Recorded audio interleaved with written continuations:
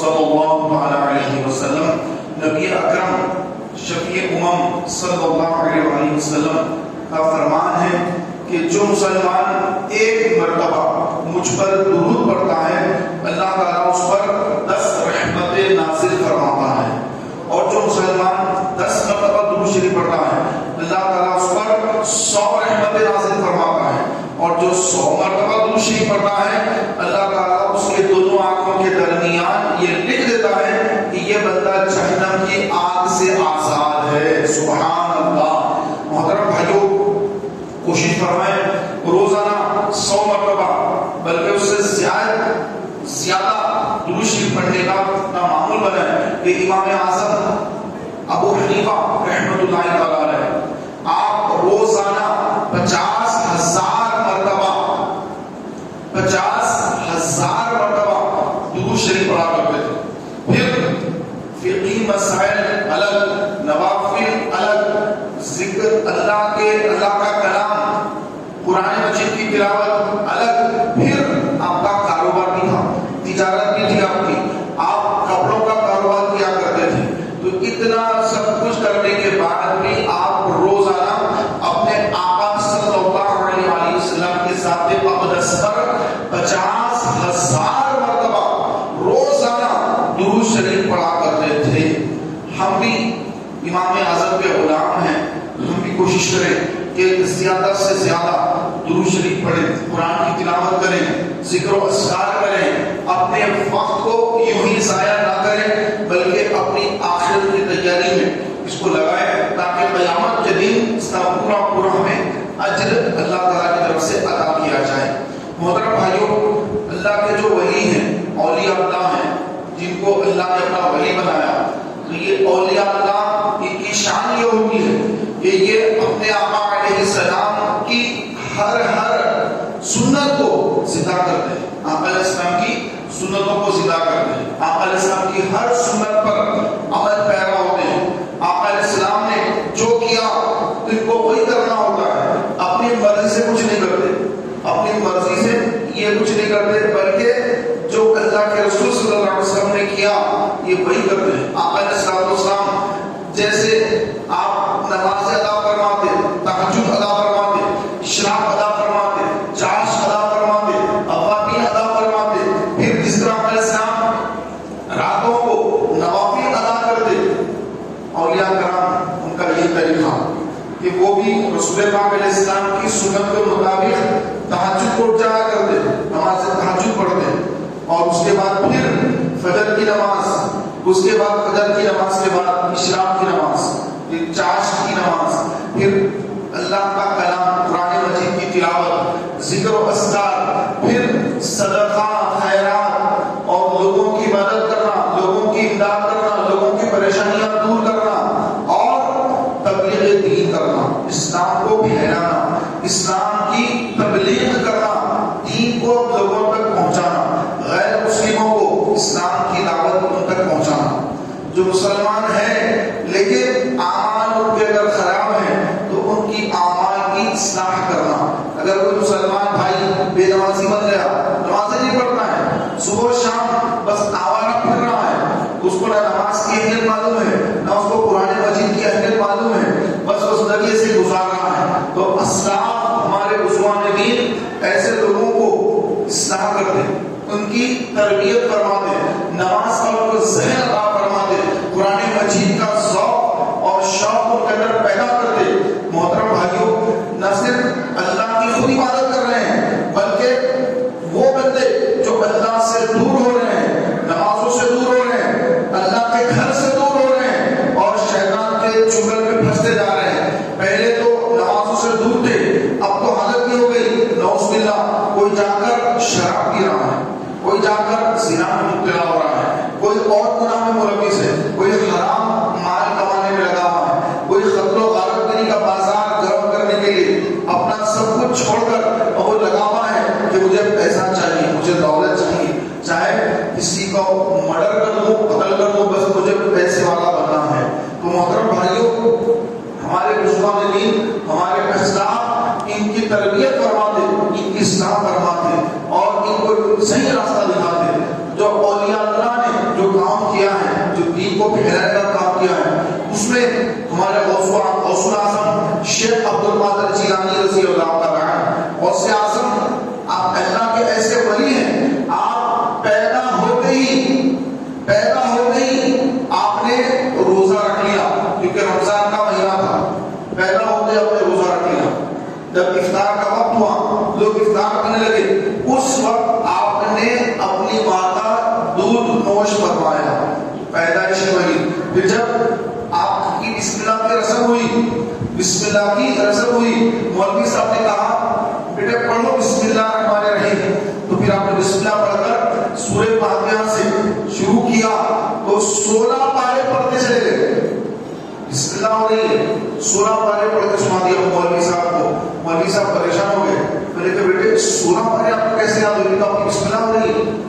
تو آپ نے فرمایا کہ میری ماں کو 16 پارے یاد تھے، اور جب میں اپنی ماں کے پیٹ میں تھا تو میری ماں ان 16 پاروں کی تلاوت کرتی رہتی تھی، تو میں اپنی ماں کے پیٹ میں 16 پارے حفظ کر لیا. سبحان اللہ. تو ایسا کوئی ہے جو اپنی ماں کے پیٹ میں قرآن حفظ کر لے؟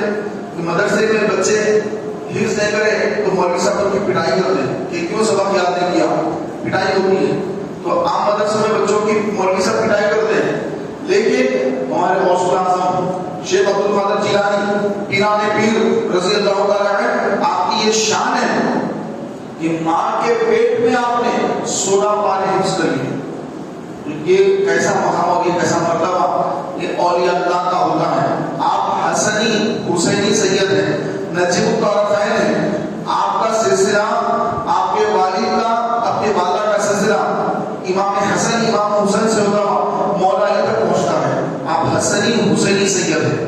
اس طرح خواجہ فاجقان، خواجہ غریب نواز معین الدین چشتی ثم اجمیری رحمۃ اللہ علیہ، خواجہ غریب نواز رضی اللہ تعالیٰ عنہ نجیب الطرفین ہیں. آپ کا بھی سلسلہ امام حسن امام حسین سے جا ملتا ہے، مولا علی سے جا ملتا ہے. اور آپ نے جو تبلیغ کا کام کیا، لوگوں کو اسلام کی طرف بلانے کا جو اسلام آپ نے انجام دیا، سبحان اللہ. یہ آپ پہلے سے عبادت گزار ہیں، پہلے سے تہجد گزار ہیں. اگر اپنی عبادت ریاضت ہی کرتے رہتے تو بھی وہ جنت ملنے والی ہے. لیکن آقا علیہ السلام کی امت، بڑے آقا کی لوگ، آقا پر لوگ ایمان لائے، اسلام کی تبلیغ ہو، کیونکہ آقا علیہ السلام نے بڑی تکالیف اٹھا کر اسلام کو پھیلایا. طائف میں تشریف لے گئے آقا علیہ السلام تو طائف کے لوگوں نے آپ پر پتھر برسائے، آپ کو برا بھلا کہا اور آپ کو ایذا پہنچائی، تکلیف دی. لیکن آقا علیہ السلام نے کسی کے لیے بددعا، دعائے ضرر نہیں فرمائی، کیونکہ بددعا کا لفظ نبی کے استعمال کرنا منع ہے. دعائے ضرر، نقصان پہنچانے والی دعا ہونا چاہیے. کیا کہنا چاہیے؟ دعائے ضرر، نقصان پہنچانے والی دعا. بددعا نہ کہیں، دعائے ضرر کہیں، یہ زیادہ ادب ہے.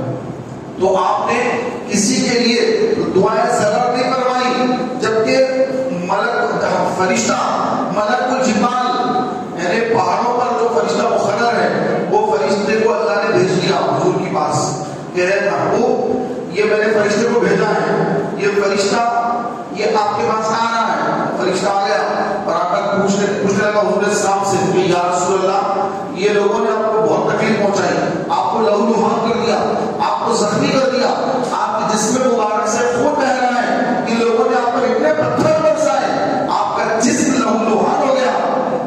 کیا میں ان کا بدلہ لوں؟ کیا یہ بستی کو تہس نہس کر دوں، یہ بستی کو بالکل برباد کر دوں؟ یہ دونوں پہاڑوں کے درمیان جو بستی ہے، یہ بستی کو دونوں پہاڑوں کے درمیان اس کو کچل کے رکھ دوں؟ آپ حکم کر فرمائیے. آقا علیہ السلام نے فرمایا کہ اے ملک الجبال، اے پہاڑوں پر مقرر فرشتے، اللہ نے مجھے رحمت للعالمین بنا کر بھیجا ہے. میں عالموں کے لیے رحمت بن کر آیا، رحمت بن کر آیا. اگر یہ لوگ مجھ پر ایمان نہیں لاتے تو ان کے بعد آنے والی نسلیں مجھ پر ایمان لائیں گی، آنے والی نسلیں اسلام قبول کریں گی، آنے والی نسلیں ایمان والی ہوں گی. لہذا میں نے چاہا کہ ان پر عذاب آئے، ان کو دونوں پہاڑیوں کے درمیان ان کو کچل دیا جائے، میں نہیں چاہتا. تو دیکھیں سرکار اسلام نے ان کے لیے کوئی ایسا کام کا حکم نہیں دیا، جبکہ ہمیں اگر کوئی تکلیف دے، ہمیں کوئی گالی دے، ہمیں کوئی مار دے، کچھ ہم کو تکلیف پہنچا دے، تو ہم ایسے ہیں کہ اگر ہماری مدد کو کوئی آ جائے تو ہم کہتے ہیں کہ ہاں اس کو یہ کر دو، اس کو یہ کر دو، اس کو ختم کر دو، اس کو مار دو، اس کا کاروبار برباد کر دو، اس کو یوں کر دو، اس کو یوں کر دو، اس نے مجھے مارا، اس نے مجھے گالی دی۔ لیکن آقا علیہ السلام پر قربان جائے، میرے آقا صلی اللہ علیہ وسلم اتنا ان لوگوں نے پتھر مار کر لہولہان کرنے کے باوجود آقا علیہ السلام نے ان کے لیے یہ نہیں فرمایا کہ اے اللہ ان پر عذاب نازل کر دے، نہیں، فرشتہ آیا کہ ان کو عذاب میں مبتلا کر دوں، فرمایا کہ نہیں، میں تو رحمت للعالمین ہوں، میں تو عالموں کے رحمت بن کر آیا، اگر یہ لوگ اسلام قبول نہیں کرتے تو آنے والی نسل اسلام قبول کرے گی۔ تو ہمارے آقا علیہ السلام اتنی تکلیف اٹھا کر اسلام کو پھیلائے، اسلام کو لوگوں تک پہنچایا، لوگوں کو اسلام کی دعوت دی، لوگوں کو مسلمان بنایا۔ محترم بھائیوں، ہم مسلمان جو بنے ہیں، ہمارا مسلمان بننا یہ ہمارے آقا صلی اللہ علیہ وآلہ وسلم کے کرم سے ہے، اللہ کے فضل سے ہے۔ اللہ نے اپنے محبوب کو اگر دنیا میں نہ بھیجا ہوگا تو نہ جانے ہم کس بت پرستی میں لگے ہوتے، نہ جانے ہم ایسی گمراہی میں مبتلا ہوتے، لیکن اللہ کا یہ احسان ہوا، اللہ کا یہ ہم پر کرم ہوا کہ اللہ نے اپنے پیارے حبیب کو ہمارے بیچ بھیج کر ہمیں مسلمان بنایا۔ اللہ پر واجب نہیں ہے، اللہ پر واجب نہیں ہے اپنے رسول کو بھیجے، اس کی مرضی ہے، چاہے بھیجے چاہے نہ بھیجے، اس کی مرضی ہے، اس پر کوئی واجب نہیں اللہ پر کہ ہر دور میں نبی کو بھیجے۔ تو اللہ نے اپنے حبیب کو ہمارے بیچ بھیج کر ہم پر احسان کیا، اللہ کا ہم پر بہت بڑا احسان ہے۔ یہ اللہ پر واجب نہیں ہے کہ ہم لازم طور پر جو اللہ تعالیٰ بھیجے تو بھیجے، اس کی مرضی، وہ خالق ہے، وہ مالک ہے، چاہے نبی کو بھیجے نبی کو نہ بھیجے، ہدایت دے ہدایت نہ دے، وہ قادر مطلق ہے، اس کی مرضی ہے، لیکن اس کا کرم اتنا زیادہ ہے، اس کا احسان اتنا زیادہ ہے کہ اللہ تبارک و تعالیٰ نے انسان کو بنا کر جب دنیا میں بھیجا تو انسان کو ہدایت ملے، انسان صحیح راستے پر چل کر مجھے خوش کر کے، مجھے راضی کر کے میری بنائی ہوئی جنت میں داخل ہو جائے۔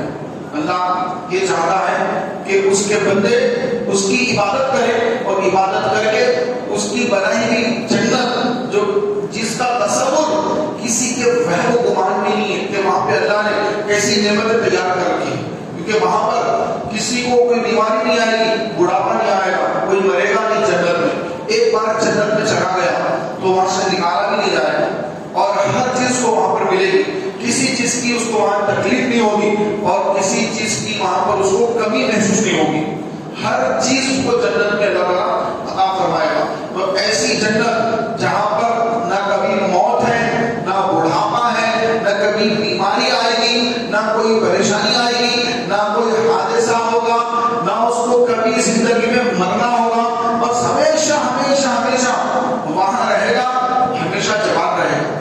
آج آپ ایک بوڑھے آدمی سے پوچھیں یہ جوانی آپ کی کیسی تھی تو یہ کہا جوانی کے دن الگ ہی تھے، بڑی پیاری جوانی تھی، ہاتھوں پر میں بڑی قوت و طاقت تھی، گھومتے تھے پھرتے تھے۔ یہ بڑھاپا جب سے آ گیا کہ گھٹنے ہاتھ دے دیے، گھٹنے کام نہیں کرتے، کمر میں درد رہتا ہے، بال سفید ہو گئے ہیں اور کھانا نہیں کھایا جاتا، رات میں نیند نہیں آتی۔ جوانی تو ایسی تھی کہ ہم بھاگتے تھے، دوڑتے تھے، وہاں چلے گئے یہاں چلے گئے، لیکن یہ بڑھاپا بہت تکلیف دہ ہے، مسجد کو آنا، لکڑی لے کر مسجد کو آنا پڑتا ہے، بڑی تکلیف ہوتی ہے، اور شوگر ہو گئی ہے، بی پی بھی آ گیا ہے، آنکھیں نظر نہیں آتی، چشمہ نہ ہو تو چل نہیں سکتا، دانت جھڑ گئے ہیں، دانتوں سے کچھ چبا نہیں سکتا، بڑی تکلیف میں ہو۔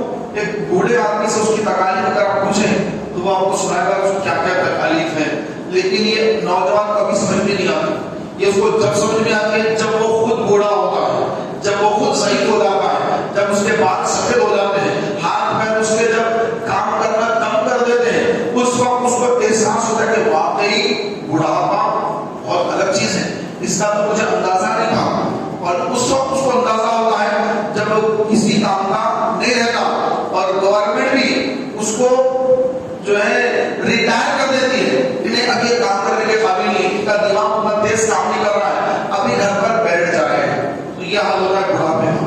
تو میرے پیارے بھائیوں، جنت میں اللہ تعالیٰ نے بڑھاپا نہیں رکھا، کوئی بوڑھا ہوگا ہی نہیں، کوئی بوڑھا نہیں ہوگا، سب جنت میں جوان، بیٹا بھی 30 سال کا، باپ بھی 30 سال کا، دادا بھی 30 سال، پردادا بھی 30 سال، اور پردادا کے اوپر سبردادا بھی 30 سال، اور اوپر جتنے ہیں سب 30 سال، نیچے بیٹا، پوترا، پڑ پوتا، سکا پوتا، جتنے نیچے سب 30 سال، دیکھنے میں پورے ایک ساتھ نظر آ رہے ہیں، پورے 30 سال کے، بیٹا بھی 30 سال، باپ بھی 30 سال۔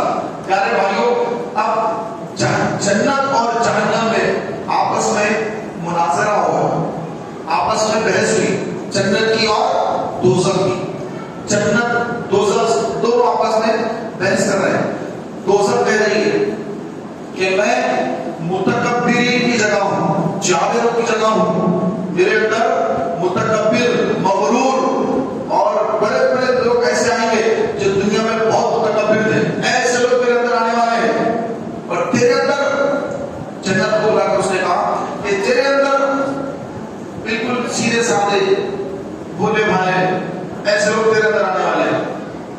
تو جنت نے اللہ تعالیٰ کی بارگاہ میں شکایت کہ اے اللہ، دوزخ کہہ رہی ہے کہ اس کے اندر بڑے بڑے متکبرین، بڑے بڑے مغرور اور بہت زیادہ ظلم کرنے والے بڑے بڑے لوگ جو اونچے منصبوں پہ ہوں گے، ایسے ایسے لوگ میرے پاس آئیں گے، اور میرے اندر جنت کے اندر کمزور، سادے سیدھے لوگ، بھولے بھالے لوگ، ایسے لوگ میرے اندر آئیں گے۔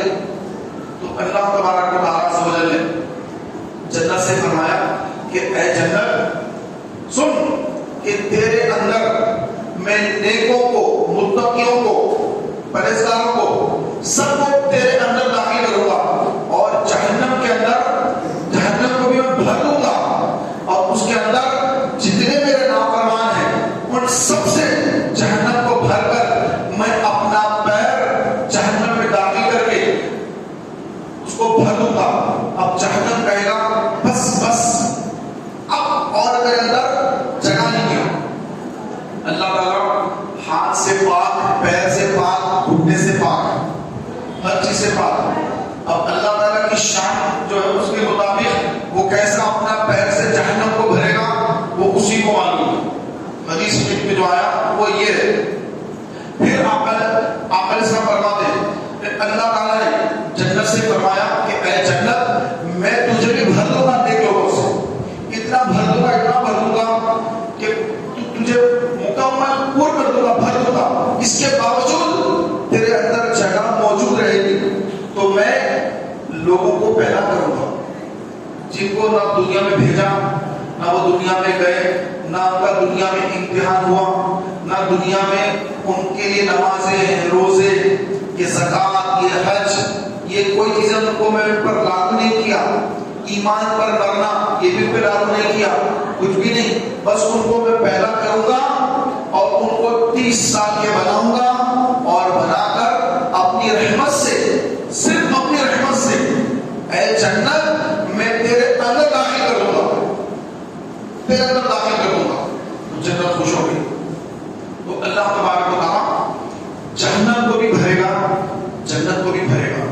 جہنم خالی ہوگی تھوڑی تو اللہ تعالیٰ کسی بے گناہ کو اس میں بھرنے کے لیے ڈالے گا کہ جہنم کو بھرنا ہے، اللہ جس کو اس کو بڑھو لا کر ڈالو، ایسا نہیں، بلکہ اللہ تعالیٰ انصاف اور عدل سے اسی کو جہنم میں ڈالے گا جو اس کا مستحق ہوگا، جو اللہ کا نافرمان بغیر توبہ کے مر گیا، اسی کو داخل جہنم کرے گا۔ اس کے باوجود اگر جہنم خالی ہے تو پھر اللہ تبارک و تعالیٰ اپنا پیر اس میں داخل کر کے اس کو جہنم کو بھر دے گا، اور جہنم کہے گی بس بس۔ جنت کا مطلب ایسا نہیں، جنت بھی تھوڑی خالی رہے گی تو اللہ تعالیٰ اپنے کرم سے، اپنے فضل سے لوگوں کو پیدا کر کے ان کو داخل جنت کروائے گا۔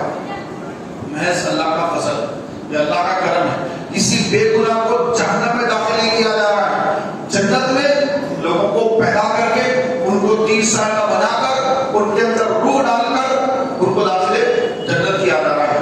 یہ مولا کا فضل، تو اس کی رحمت پر مچلنا چاہیے کہ مولا کی کیسی رحمت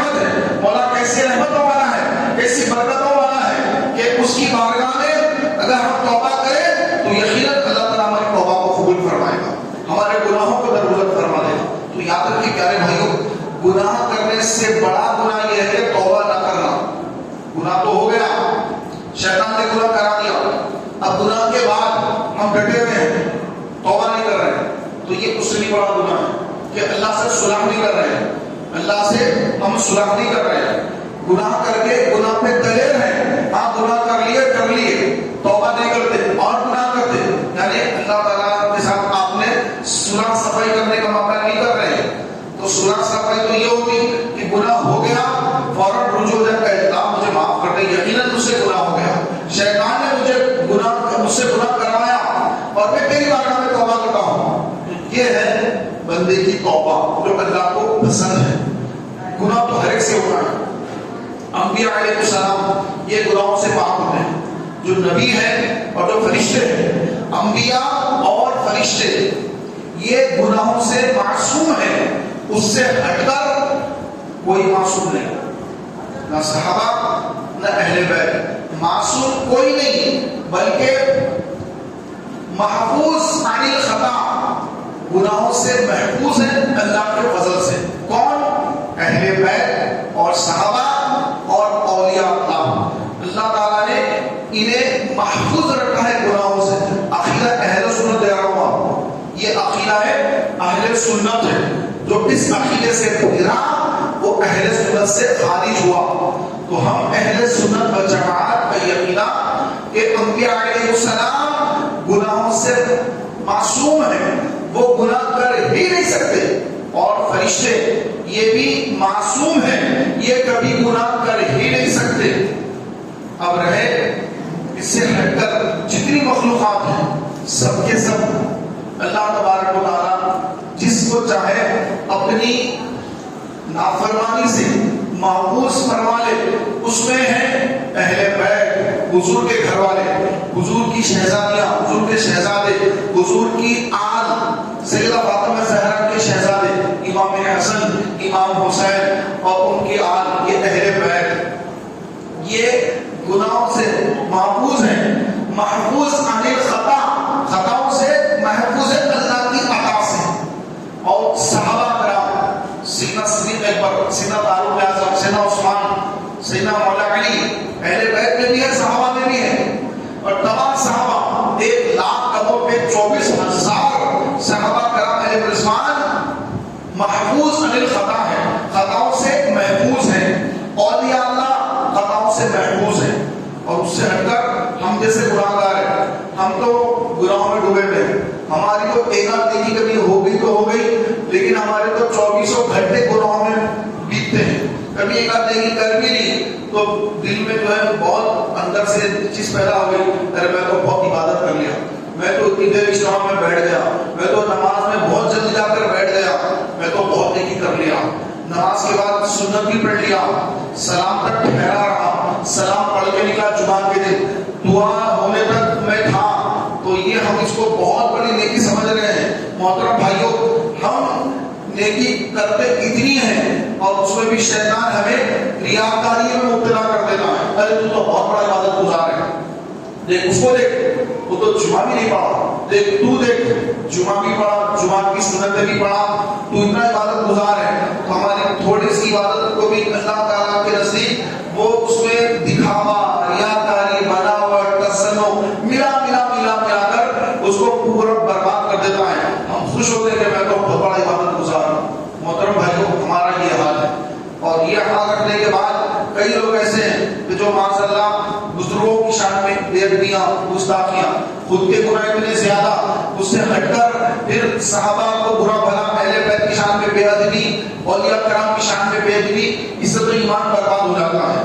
لہذا محترم بھائیوں, اللہ تعالیٰ کو راضی کرنے کا صحیح بنائیے. زندگی ایک ہی بار ملتی ہے, ایک بار دنیا سے چلے جائیں تو پلٹ کر واپس نہیں آئیں گے. ہمیشہ جہاں رہنا ہے, جو آج جو چلے گئے, آپ کے والد گزر گئے, کسی کی والدہ گزر گئے, کبھی پلٹ کر نہیں آئیں گے. اب آپ کے جانے کا ٹائم قریب آ رہا, جہاں آپ کا بھی ٹائم قریب آ رہا ہے, آپ کی بھی نماز جنازہ پڑھی جائے گی, آپ کی بھی تدفین ہوگی قبرستان میں, آپ کی بھی فاتحہ پڑھی جائے گی, آپ کا بھی بہت قریب آ رہا ہے. یہ نہ سمجھیں کہ دادا گزر گئے, والد گزر گئے, اب ہمارا نمبر ہے, ہمارا نمبر آنے والا ہے. القریب ہمارے جسموں سے روح نکلنے والی ہے، یہ وقت ہم پر بھی آنے والا ہے۔ آقا علیہ السلام نے ارشاد فرمایا موت کی سختی اتنی زیادہ ہے، موت اتنی سختیوں سے آتی ہے کہ اگر مرنے والے کو فرشتے ہاتھ پیر اگر رسیوں سے نہ باندھے تو وہ بندہ جنگل میں بھاگتا پھرے۔ ایسی تکلیف ہوتی ہے جب روح نکلتی ہے۔ آپ بکری میں بکرا کاٹتے ہیں تو اس کے پیروں کو باندھ دیتے ہیں، پیر کاٹتے ہیں تو اس کے پیروں کو باندھ دیتے ہیں کہ یہ پیر مارے گا تو اس کو باندھ دیتے ہیں، لیکن کیا انسان کی روح ایسے نکل جاتی ہے؟ نہیں، بڑی سختی سے نکلتی۔ فرمایا آقا علیہ السلام نے کہ اگر فرشتے مرنے والے کے ہاتھ پیر نہ باندھے تو وہ شخص تکلیف کی وجہ سے جنگلوں میں بھاگتا پھرے۔ ایسی تکلیف ہوتی موت کے وقت۔